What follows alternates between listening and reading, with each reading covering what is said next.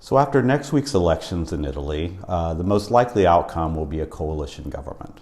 And coalition governments are very common in Western Europe. Approximately 3 out of 4 elections, coalition governments form when no single party wins a majority of seats. So they're pretty common.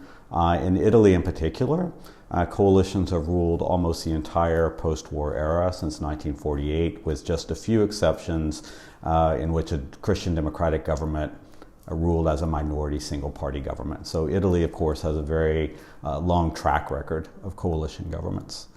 And coalition governments get a bad rap generally, but they are not nearly as problematic as they are made out to be. The biggest problem usually attributed to coalition governments has to do with instability. And there are well-known cases in the 20th century in which coalition governments were quite unstable, such as in the Weimar Republic in Germany, in the 1930s in France, the Fourth Republic in the 1940s and 1950s, and Italy is actually held out as a country in which coalitions have been very problematic in terms of instability.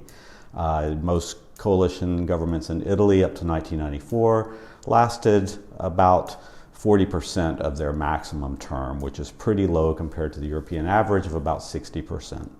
The good news is that since 1994, the coalitions in Italy have been much longer termed, approximately 60% of their term, just like in the rest of Western Europe. And so coalitions here seem to be looking much more like coalitions in the rest of Western Europe in the sense that they are relatively stable.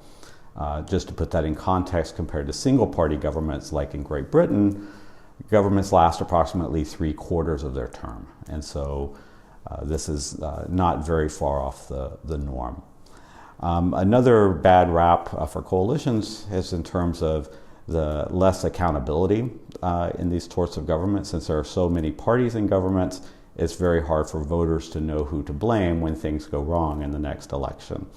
But of course there are some good aspects of coalitions too, and the biggest one is that coalition governments, as opposed to single party governments, force parties to compromise. If they want to get anything done, very different partners with possibly very different ideological views have to be brought on board. And so compromise is the order of the day in coalitions and is one of their main selling points.